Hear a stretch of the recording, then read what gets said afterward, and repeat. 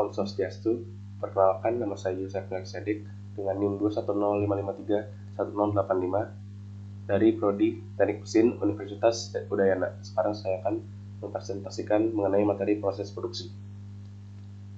Yang pertama ada investment casting atau lost wax process. Proses ini menggunakan cetakan one piece yang terbuat dari bahan keramik, bahan yang sama yang digunakan dalam pengecoran keramik. Cetakannya dibuat dengan mengelilingi pola lilin, plastik, atau merkuri beku yang dapat dibuang dengan bahan keramik dalam bentuk bubur. Proses dari investment casting yang pertama ada wax injection, pattern assembly, shell making, de-waxing by heating, pouring, shattering, cutting off, dan terakhir ada finish casting. Flash method. Proses dari flash method yang pertama, wax is melt and inject into a metal die to form this disposable pattern. Ini adalah wax injektornya, ini lilin yang meleleh. Yang kedua, pattern are weld to wax gates and runners to form a tree. 3. The tree is pre-coated by dipping in a refractory slurry, is then dusted with refractory sand. Lalu yang keempat, a metal flask is next placed around the tree and sealed to the pellet to the investment. A coarser refractory in a more viscous slurry is poured around the pre-coated tree.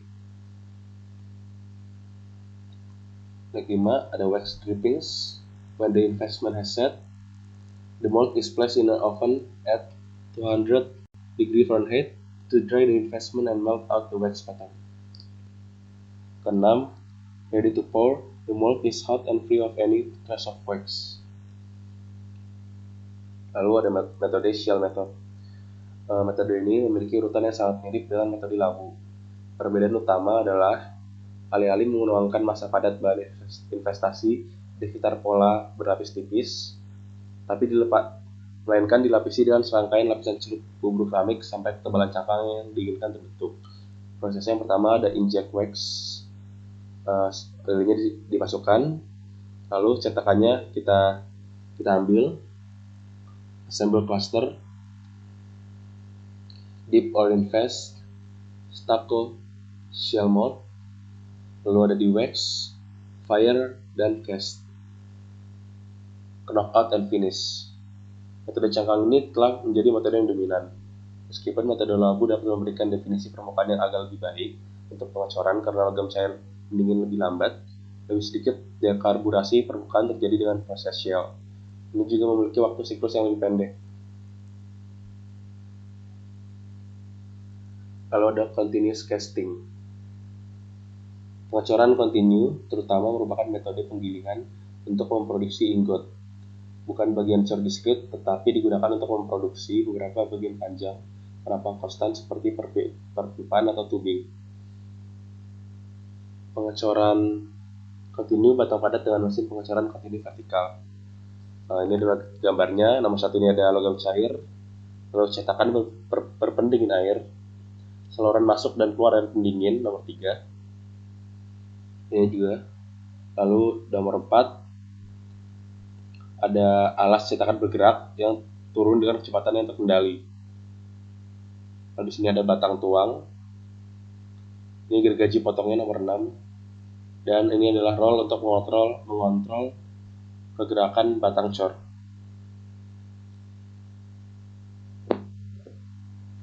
Prosesnya, yang pertama ada logam cair dikirim ke peralatan pengecoran. Logam cair mengalir dari tundis ke dalam cetakan aliran dikendalikan oleh stopper atau katup gerbang geser yang sesuai. Lalu ada logam cair mendingin dan sebagian mengeras saat melewati cetakan berpendingin air. Cetakan bersolisasi dan dilumasi untuk mencegah cetakan menempel padanya. Lalu bagian didukung dan dipandu di bawah cetakan dengan gulungan berlawanan yang menyentuh bagian cor yang permukaannya padat, tetapi bagian dalamnya mungkin masih cair. Penyemprotan air memberikan tindakan pendinginan lebih lanjut. Roll yang berlawanan menarik bagian cor padat ke stasiun di mana ia dipotong memanjang dengan pemotongan api atau geser.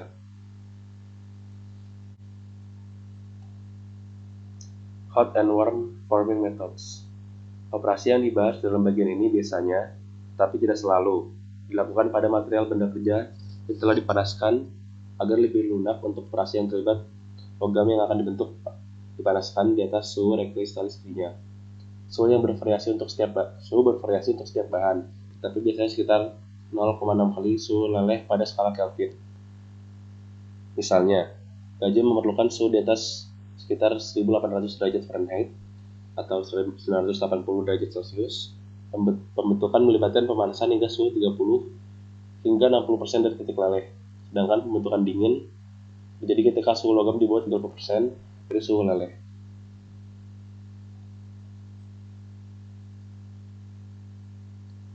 Ada hot rolling. Hot rolling ini dalam prosesnya logam yang dipanaskan dilakukan di antara dua roll ini yang jaraknya kurang dari ketebalan logam. Rotasi roll menggerakkan logam ke depan, meremas dan memanjangkannya, lalu didinginkan oleh air. Biasanya, metode ini diterapkan untuk mengubah batangan baja menjadi mekar, biled, atau lempengan, dan untuk membuat bentuk-bentuk ini menjadi bentuk yang dapat dijual. Hot drawing or cupping adalah proses untuk membuat bentuk cangkir dengan kedalaman tertentu, lebih dari beberapa kali ketebalan, dan tabung silinder tebal dan mulus dari bunga, plat datar atau lembaran. Bagian-bagian dalam satu operasi tersebut dipanaskan kembali dan digawan ulang ke diameter yang lebih sempit, kemudian dipanaskan kembali dan didorong melalui serangkaian draw bench dice yang selanjutnya mengurangi diameter dan memperpanjang panjangnya. Berbentuk tabung dapat dibuat ketika cangkir terbentuk. Nah, ini prosesnya, ini metalnya. Ini ada heat plate. Ini punch. Lalu punch ini didorong ke sini. Ini ada cetakannya. Saat didorong, maka heat plate akan mengikuti bentuk dari punch-nya.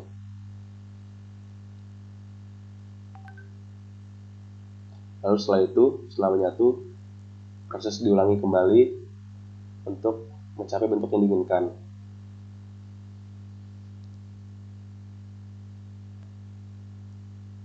Lalu ada extrusion. Dalam proses ini, logam dipaksa melalui lubang cetakan yang memberikan bentuk penampang yang seragam. Meskipun operasi dapat dilakukan dengan banyak logam dingin, prosedur yang biasa adalah memanaskan logam kisaran plastik untuk memudahkan transisi. Ingot atau biled yang dipanaskan dimasukkan ke dalam ruang disebut wadah. Sebuah ram biasanya bertenaga hidrolik memaksa material melalui lubang cetakan. Saat mengalir melalui cetakan, logam mengambil bentuk lubang cetakan dan sangat sesuai dengan dimensinya. Dengan cepat didinginkan saat logam keluar dari cetakan sehingga bentuknya dapat dipertahankan. Setelah ekstrusi, bagian dapat ditegakkan lurus untuk menghilangkan kemungkinan dan kelengkungan yang mungkin ada. Ini adalah kontainernya, di cetakannya, setelah didorong, maka logam akan sesuai dengan bentuk cetakan lalu didinginkan. Berbagai macam bentuk kompleks seperti tabung dan benda berlomba lainnya yang menangkap pintu dan jendela, anggota tangga dan bagian struktural dapat diekstrusi. Indirect extrusion. In this process operation, the ram is hollow.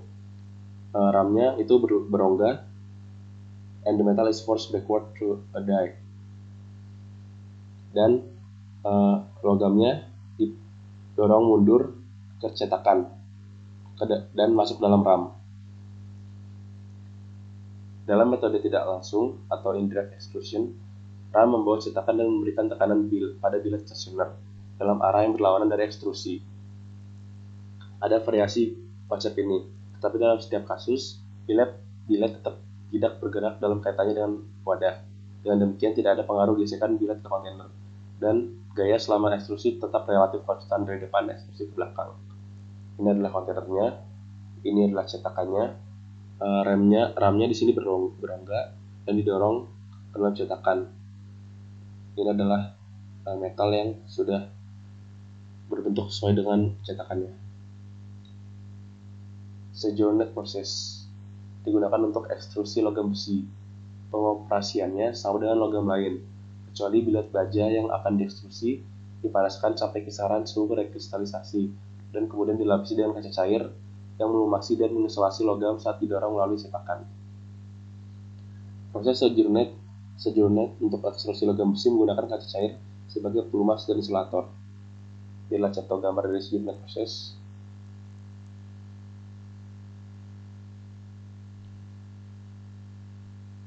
Lalu ada forging. Penempaan atau forging adalah proses pembentukan logam secara plastis dan mempergunakan gaya tekan untuk mengubah bentuk atau ukuran dari logam yang dikerjakan. Proses tempa bisa dilakukan dengan dua cara, yaitu pekerjaan panas (hot working) dan pekerjaan dingin (cold working). Contohnya adalah komponen roda pesawat terbang dan bagian mesin pesawat dan pesawat terbang lainnya, batang penghubung, spindle, cover, suku cadang untuk pemindahan tanah dan peralatan pertanian, badan katup, suku cadang persenjataan, roda gigi, suku cadang turbin, dan tuas. Open die forging. Dalam open die forging atau penempaan cetakan terbuka, benda kerja dikompresi dua buah plat datar sehingga memungkinkan logam mengalir tanpa ada pembatasan ke arah samping terhadap permukaan cetakan. Prosesnya adalah pertama starting stock held by manipulator, metalnya dipegang oleh pencapit. Lalu open die forging, saat penempaannya metalnya diputar. Lalu setelah diputar dan memenuhi bentuk yang sesuai, maka cetakan telah siap. Lalu ada proses open die forging untuk berubah dalam bentuk disk seperti ini contohnya. Contoh paling sederhana dari open die forging adalah operasi bilet antara dua cetakan datar. Proses ini juga dikenal sebagai offsetting atau offset forging. Pada proses open die forging, tinggi benda kerja akan berkurang karena tekanan yang diberikan, sehingga diameter benda kerja menjadi bertambah. Contoh pada gambar ini, tingginya berkurang dan diameternya bertambah, mengikuti cetakannya. Lalu ada closed die forging. Dalam proses closed die forging, menggunakan cetakan dengan bentuk tertentu pada permukaannya. Bentuk yang diberikan pada permukaan cetakan akan membatasi aliran logam secara signifikan. Namun pada proses ini menghasilkan bahan di luar cetakan yang disebut flash, yang akan dihilangkan pada proses permesinan. Closed die forging itu contohnya ada seperti ini cetakannya, ini logamnya.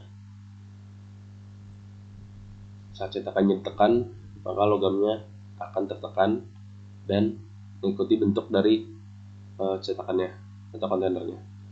Dalam proses ini menggunakan cetakan dengan bentuk tertentu pada permukaannya. Bentuk yang diberikan pada permukaan cetakan akan membatasi aliran logam secara signifikan. Namun pada proses ini menghasilkan bahan dari cetakan yang disebut flash yang akan dihilangkan pada proses permesinan. Lalu ada flashless forging. Dalam penempaan tanpa flash atau flashless forging, benda kerja yang ditempa sepenuhnya dibatasi di dalam cetakan seperti ini ditutup dan tidak ada flash yang dihasilkan. Dalam penempaan flashless, yang harus diperhatikan adalah volume benda kerja awal harus sama dengan ruang kecetakan dalam toleransi yang sangat dekat. Jika ukuran awal bilet terlalu besar, tekanan berlebihan akan menyebabkan kerusakan pada cetakan dan penekan, sehingga jika ukuran bilet terlalu kecil, maka rangka cetakan tidak akan terisi sempurna. Lalu ada press forging. Adalah proses penempaan dengan gaya yang diberikan pada bilet tempa secara bertahap dan tidak seperti gaya tumbukan. Berdasarkan mekanisme, press forging dibagi menjadi tiga jenis, yaitu pertama tekanan mekanis. Dalam mekanisme ini, gerakan berputar dari motor penggerak diubah menjadi gerakan translasi pada penekan. Proses mekanis beroperasi dengan cara eksentrik, ankle atau knuckle joints.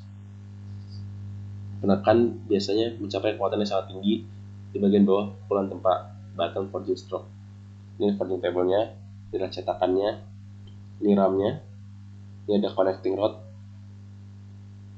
ini adalah motor penggeraknya. Lalu ada tekanan hidrolik dalam mekanisme ini.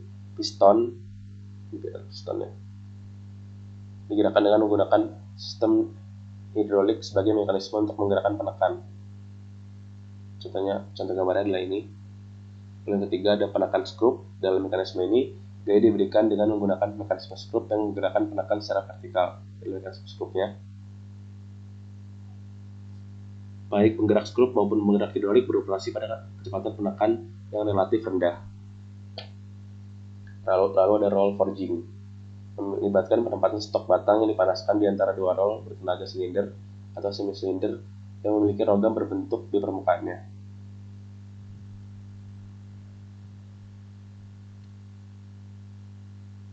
Ring rolling atau mandrel forging adalah proses untuk membuat bagian-bagian yang terbentuk dari penambang tertentu dengan menggulung belangko berbentuk cincin di antara roller yang mengontrol diameter, lebar, tinggi, dan bentuk penampang. Ini adalah salah satu dari proses ring rolling. Piercing. Rotary piercing adalah proses pembuatan pipa seamless berdinding tebal. Dalam proses ini, batang yang dipanaskan dilewatkan di antara dua roll tirus yang dimiringkan pada sudut yang berlawanan sekitar 6 derajat dari suhu batang yang dipanaskan. Lalu, bar didorong ke depan terhadap mandrel runcing. Tekanan dan kemiringan roll cenderung meratakan batang dan menyebabkan letakan kecil. Letakan kecil menyebabkan mandrel masuk melalui celah dan memaksa logam menjadi ke dalam bentuk tabung. Lalu ada pipe welding. Pipe welding itu ada banyak jenisnya. Yang pertama ada electric resistant welding. Dalam metode pembuatan pipa weld ini ia menggunakan cara pengelasan yang menghasilkan fairing surface atau permukaan sambungan. Ketika proses pengelasan terjadi, panas yang dihasilkan dari hambatan listrik dengan perpaduan gaya dan waktu akan membentuk permukaan sambungan. Ini adalah contoh dari electric resistant welding.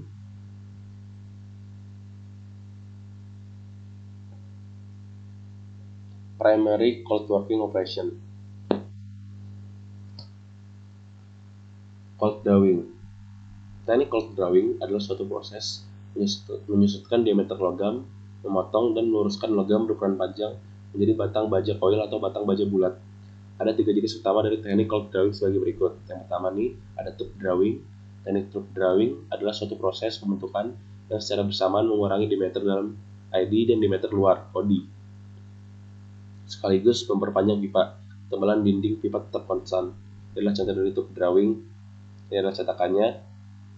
Ini adalah pipa dengan diameter besar, dan setelah dilewatkan ke dalam cetakan akan menghasilkan pipa dengan diameter kecil. Lalu kedua ada bar drawing. Teknik bar drawing adalah suatu proses mengurangi penampang logam asli sekaligus meningkatkan panjangnya. Lebar logam atau tinggi dari logam asli mungkin tetap konstan, meskipun biasanya kedua dimensi tersebut berkurang. Bar drawing ini barnya didorong menuju cetakan dan meningkatkan panjang dari logam tersebut, dan lebar atau tinggi dikurangi. Lalu yang terakhir ada wire drawing. Teknik wire drawing adalah proses mengecilkan diameter batang kawat. Wire drawing menurunkan komposisi diameter luar kawat sekaligus memperpanjang kawat. Wire drawing biasanya memerlukan beberapa langkah untuk mengecilkan diameter kawat menjadi ukuran yang diinginkan. Cetakan yang digunakan dalam wire drawing biasanya terbuat dari tungsten karbid atau berlian. Ini adalah contoh dari proses wire drawing. Sheet metal cutting operation. Sheet metal cutting operation. Shearing. Sering mengacu pada pemotongan lembaran logam dalam garis lurus tanpa pembentukan chips dan tanpa pelelehan atau oksidasi. Namun potongannya mungkin melengkung serta dalam garis lurus. Dalam proses shearing ini, ketika punch mulai mendorong benda kerja, deformasi plastis terjadi pada permukaan lembaran. Saat punch bergerak ke bawah, penetrasi terjadi di mana punch menekan lembaran dan memotong logam. Dengan penetrasi ini umumnya sekitar sepertiga ketebalan lembaran. Saat punch terus bergerak ke benda kerja atau retakan atau patah terjadi pada benda kerja di kedua ujung potong. Jika jarak antara punch dan cetakan benar, kedua garis patahan bertemu dan menghasilkan dua bagian benda kerja. Ini setelah punch didorong, maka si lembarannya akan terpotong, akan patah. Lalu ada bagian-bagian dari hasil lembarannya. Yang pertama ada rollover, terjadi karena deformasi plastis. Lalu di bawah rollover adalah wilayah yang relatif mulus yang disebut burnish. Di bawah burnish adalah zona patah yang memiliki permukaan yang relatif kasar. Bagian paling bawahnya adalah bur, adalah sudut tajam yang disebabkan oleh pemanjangan logam selama pemisahan akhir. Nibbling adalah proses pembuatan lubang-lubang kecil yang saling tumpang tindih, berpotongan satu sama lain. Pada logam lembaran, kumpulan lubang yang saling tumpang tindih akan membentuk garis potong. Secara sederhana, nibbling merupakan serangkaian proses pancing yang membentuk lubang saling berpotongan sehingga menghasilkan garis potong dengan pola tertentu. Prinsip kerja nibbling secara sederhana yaitu benda kerja ditempatkan pada cetakan dengan posisi yang diinginkan. Selanjutnya, potongan mulai menekan benda kerja hingga membentuk lubang. Potongan kemudian diangkat dan digeser sampai posisi tertentu, namun masih berpotongan dengan lubang sebelumnya. Tekan punch hingga terbentuk lubang yang kedua. Ulangi proses ini hingga garis potong yang diinginkan terbentuk. Lalu ada blanking. Blanking merupakan pemotongan lembaran logam dalam satu langkah untuk memisahkan potongan dari lembaran yang lebih besar, seperti pada gambar. Bagian yang dipotong terletak di tengah logam induk dan merupakan produk yang diinginkan dalam proses pekerjaan ini. Bagian hasil potongan tersebut dikenal dengan istilah blank. Ini adalah contoh dari blanking. Ini adalah stripnya, limbahnya, dan ini adalah bagian blank yang digunakan. Blanking menggunakan alat yang disebut punch and die. Punch adalah pengepres, sedangkan die merupakan landasannya. Punch and die biasanya berupa pasangan as dan lubang, di mana bentuk penampaknya akan mengaruhi hasil pekerjaan. Atau bentuk blank. Blanking biasanya digunakan pada industri otomotif, pesawat terbang, elektronik, dan lain-lain. Lalu ada punching. Punching mirip dengan blanking. Perbedaannya adalah apa yang dihasilkan. Punching menghasilkan lubang. Potongan yang terpisah dari proses punching adalah limbah atau scrap yang disebut slag. Lembaran yang tersisa adalah bagian yang diinginkan. Ini adalah contoh dari proses punching. Ini adalah lembaran, ini adalah limbahnya atau scrapnya. Yang digunakan adalah lembaran ini. Punching menggunakan alat yang disebut punch and die juga. Punch and die biasanya berupa pasangan as dan lubang, di mana bentuk penampaknya akan mempengaruhi hasil pekerjaan. Lalu ada shaping. Shaping adalah proses pemotongan logam pada lembaran logam yang dilakukan dengan jarak sangat kecil. Proses ini bertujuan untuk mendapatkan dimensi yang akurat dan potongan tepi yang halus serta lurus. Shaping biasanya dilakukan sebagai pekerjaan sekunder atau finishing pada bagian yang sebelumnya telah dipotong. Ada contoh dari shaping, hampir-hampir mirip dengan yang sebelumnya. Lalu ada fine blanking. Fine blanking adalah proses pemotongan yang digunakan untuk membentuk blank lembaran logam dengan toleransi kecil dan tepi yang halus dalam satu langkah. Pada awal siklus, pad tekanan dengan proyeksi berbentuk V menerapkan gaya peranan FH terhadap benda kerja. Bentuk V tersebut berdekatan dengan punch untuk mengoperasi logam dan mencegah distorsi. Punch kemudian turun dengan kecepatan lebih lambat dari normal. Kelonggaran yang lebih kecil diberikan agar tercapai dimensi dan potongan tepi yang diinginkan. Inilah contoh dari proses fine blanking. Biasanya digunakan pada logam dengan ketebalan yang relatif kecil.